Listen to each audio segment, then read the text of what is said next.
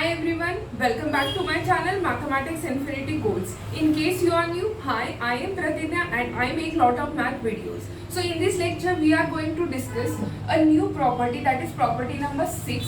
This property says when we take integration from 0 to a f of x dx, that which implies that integration from 0 to a f of a minus x into dx. म्हणजेच ही property काय म्हणते, जर तुमच्याजवळ lower limit 0 असेल आणि upper limit a म्हणजेच काय, कुठलाही व्हॅल्यू आपण चूज करू शकतो a च्या जागी.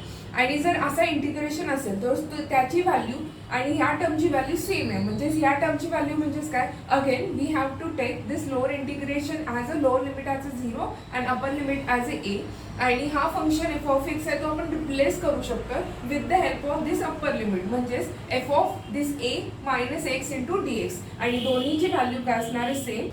So this is the meaning of this property number 6. Now let us start this proof of this property number 6. Just consider this RHS part. Therefore RHS is equal to this part, that is integration from 0 to a f of a minus x into dx. Now to find the value of this integration, आपण जे मागच्या प्रॉपर्टीमध्ये ज्या concepts use केल्या त्याच कन्सेप्टचा use करून ह्या इंटिग्रेशनचं value find करायचं आहे. सो फॉर दॅट पर्पज हे जे काही मोठं इंटिग्रेशन आहे त्याला आपण रिडक्शन करायचं आहे, म्हणजे रिड्यूस करायचं आहे. For that purpose we are going to put this a minus X as a T. We denote this equation as a star. ह्याच्यावरून एक्सची व्हॅल्यू फाइंड करू शकतो. एक्सला पाठवा राईट साईडला, टीला पाठवूया लेफ्ट साईडला. Then we have X is equal to a minus T. We denote this as a equation number 1. So integration मध्ये चेक करा, a मायनस एक्सला व्हॅल्यू काय पुट करतोय टी, पण त्याचबरोबर पुढे काय दिलंय dx, म्हणजेच आपल्याला dx ची व्हॅल्यू फाइंड करायची आहे. सो आता आपल्याकडे काय x ची व्हॅल्यू आहे त्याच्यावरून आपण dx सुद्धा फाइंड करू शकतो. म्हणजेच दोन्ही साईडला काय करायचं आहे, डेरिव्हेटिव्ह फाइंड करायचं आहे. सो x चा डेरिव्हेटिव्ह dx एक कॉन्स्टंट आहे, कॉन्स्टंटचा डेरिव्हेटिव्ह किती असेल 0 मायनस t चा डेरिव्हेटिव्ह किती आहे dt. म्हणजेच dx इज इक्वल टू काय मिळालेला आहे, मायनस dt. म्हणजेच काय काय फाइंड केलंय, दिस a मायनस एक्स ची व्हॅल्यू आपण काय पुट करू शकतो t, आणि dx आहे त्याची व्हॅल्यू किती असणार आहे, मायनस dt. अजून कन्सेप्ट काय आहेत आपल्याकडे, इथे लोअर लिमिट किती आहे 0 आणि अप्पर लिमिट किती आहे a. म्हणजेच x ची लोअर लिमिट 0 असताना आता t काय व्हॅल्यू प्रेझेंट करेल. सिमिलरली x ची व्हॅल्यू a असताना t ची व्हॅल्यू काय रिप्रेझेंट करेल हे फाइंड करायचं आहे. सो चेक करूया x ची व्हॅल्यू आणि t ची व्हॅल्यू. x ची व्हॅल्यू 0 पुट करूया, मग t ची व्हॅल्यू काय येते. So x is equal to 0 put करायचं आपल्याला स्टार इक्वेशन मध्ये. चेक करा a minus 0 equal to t, म्हणजे t ची व्हॅल्यू किती आली a. सो x इज 0 असताना t ची व्हॅल्यू किती असणार आहे a. सिमिलरली x ची व्हॅल्यू आता काय पुट करूया a, म्हणजेच कुठली ही अप्पर लिमिट पुट करूया in this star equation. So a minus a किती असणार आहे 0. सो t इक्वल टू किती असणार आहे 0. म्हणजेच x ची व्हॅल्यू a असताना t ची व्हॅल्यू किती असणार आहे 0. म्हणजेच हे इक्वेशन काय रिप्रेझेंट करतोय, आतापर्यंत x ची व्हॅल्यू लोअर लिमिट 0 आणि अप्पर लिमिट a होता, म्हणजेच हा 0 आणि a. म्हणजेच आता t ची व्हॅल्यू काय रिप्रेझेंट करेल, a to 0. Now with the help of this given conditions, this equation can be reduced as f of a minus x आहे त्याच्या जागी काय पुट करणार आहे t. So f of t, dx ची व्हॅल्यू किती आहे मायनस dt, म्हणजेच इथे मायनस बाहेर काढणार आणि dt ॲज इट इज. तसाच इथे लोअर इंटिग्रेशन, लोअर लिमिट किती होतं 0, upper limit a. So 0 a आता रिप्लेस कशाने होणार आहे a 0. So it's a lower limit is a, upper limit as a 0. आता ह्याचा नेक्स्ट व्हॅल्यू काय असेल, हा minus as it is common. आपल्याला a टू 0 आहे तो ट्विस्टिंग करायचा असेल तर काय करू शकतो, with the help of property number 2. a to 0 आहे त्याला ट्विस्ट करताय, म्हणजेच काय येणार आहे 0 टू a. विथ त्याला साईन काय असणार आहे, निगेटिव्ह साईन. सो तेच करून घ्या with the help of property number 2. ह्याचं इक्वेशन रिड्यूस होईल minus 0 to a f of t dt. आणि मायनस मायनस काय असेल plus. So this equation as it is, that is 0 to a f of t dt. Now with the help of property number 3, इथे t आहे आणि इथे x आहे. Variable कुठलेही change करा पण व्हॅल्यू 0 टू a लिमिट्स आहेत, इथे पण 0 टू a लिमिट्स आहेत. हा f of t आणि f of x दोन्ही पण काय सिमिलर रिप्रेझेंट करतात. फक्त व्हेरिएबल जर चेंज होत असेल तरी सुद्धा ह्याची व्हॅल्यू आणि ह्याची व्हॅल्यू काय असणार आहे, सेमच रिप्रेझेंट करेल. So with the help of property number 3 we can write this equation as a this, that is integration from 0 to a f of x dx, and which is nothing but your LHS property. Hence we have obtained this property, that is this is integration from 0 to a f of x dx is equal to integration from 0 to a f of a minus x into dx. Now let us consider its a corresponding example. So example is integration from 0 to pi by 4 log of 1 plus tan x dx.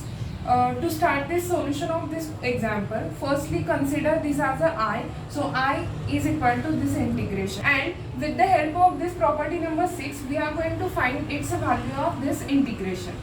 So check करा this integration and this integration. So comparison केल्यानंतर lower limit 0 आहे, इथे सुद्धा lower limit 0 आहे, अपर limit pi by 4 आहे, इथे upper limit ए आहे, म्हणजेच ए ची व्हॅल्यू किती आहे पाय बाय 4 आता दिलेली आहे. फंक्शन एफ ऑफ एक्स म्हणजेच किती आहे log of 1 plus tan X. So property number 6 काय सांगते, अगर जर तुमचं इंटिग्रेशन या फॉर्म मध्ये असेल तर त्याचं conversion 0 to A F of A minus X D X असं लिहू शकतो. ए कुठला आलेला आहे अपर लिमिट आणि अपर लिमिट वजा एक्स अशा फॉर्म मध्ये लिहायचं आहे. So this equation can also be return as x. आता रिप्लेस कशाने करायचं आहे, ए म्हणजेच किती येते पाय by 4.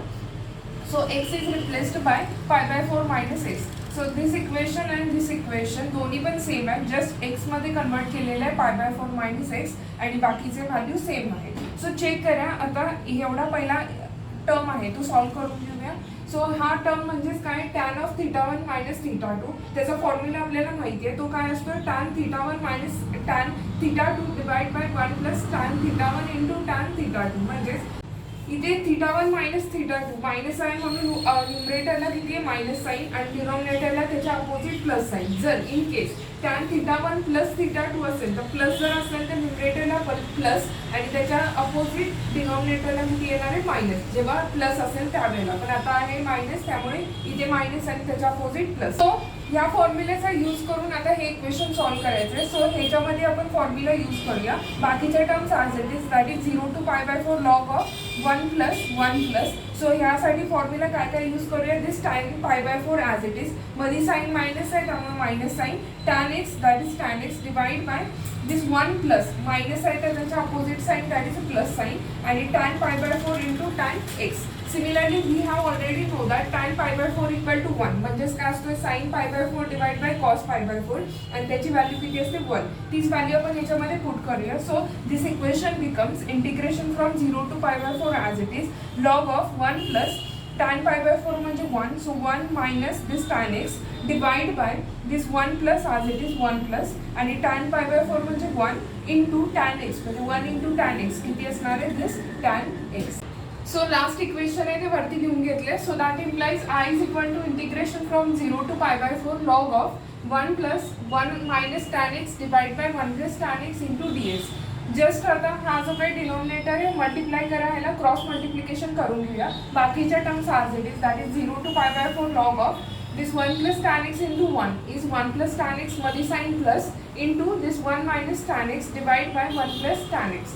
Now tan x and minus tan x will get cancelled to each other, then remaining term is 1 plus 1 as a 2 divide by this 1 plus tan x and remaining terms are as it is. लॉगची property सर्वांना माहिती आहे, log of anything upon anything असेल तर त्याचा imply काय असतो log of A minus log of B. म्हणजे सबट्रॅक्शन डिव्हिजन असेल तर त्यामध्ये यूज काय कराल सबट्रॅक्शन. आणि लॉग ऑफ जर मल्टिप्लिकेशन असेल तर त्याचा इम्प्लाय काय असतो log of A into B असेल तर log of A plus log of B. Similarly जर log of A upon B म्हणजे डिव्हिजनच्या फॉर्ममध्ये असेल तर त्याचा आन्सर काय असेल log A minus log B. आता काय आपल्याकडे डिव्हिजनचा फॉर्म आहे म्हणजेच मी याच्यामध्ये यूज काय करणार आहे सबट्रॅक्शन. सो पहिला टर्म काय असेल लॉग 2 मध्ये साईन काय येणार आहे डिव्हिजनमुळे subtraction log of this remaining term that is 1 plus tan X into this D X. So 1 by 1 solve करून घेऊया. लॉग 2 कॉन्स्टंट आहे दॅट इज लॉग 2, इंटिग्रेशन आहे आणि मध्ये सबट्रॅक्शन आहे म्हणजे इंटिग्रेशन दोघांवरती काय होऊ शकतं सेपरेट होऊ शकतं with the help of algebra.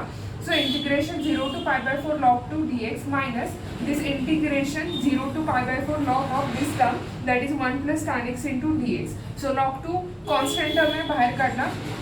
Integration आणि डेरिव्हेटिव्ह एकमेकांना कॅन्सल झाले तर रिमेनिंग टर्म इज एक्स आणि त्याला लोअर लिमिट किती आहे 0 up to upper limit pi by 4 therefore 0 to pi by 4 minus ही टर्म म्हणजेच आपला स्टेप नंबर 1 आहे. जे काही आपण हे आन्सर स्टार्ट केलं आहे त्यामध्ये आन्सर 1 मध्ये काय दिलं आहे this equation can be replaced by I, कारण हे आपण पहिला डिनोट करून घेतलेला आहे. चेक करा हा राईट साईडला आय, इथे सुद्धा काय लेफ्ट साईडला आय आहे. हा मायनस आय मी शिफ्ट केला towards left side, then काय होईल I plus I is a 2i, so this equation becomes 2i is equal to this log 2 as it is.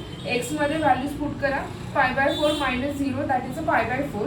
हा 2 मी शिफ्ट केला ह्या साईडला, तर मला काय व्हॅल्यू मिळेल I is equal to pi by 8 into log 2. So this is the value of this integration. So with the help of property number 6 we have obtained this value, that is I is equal to pi by 8 into log 2.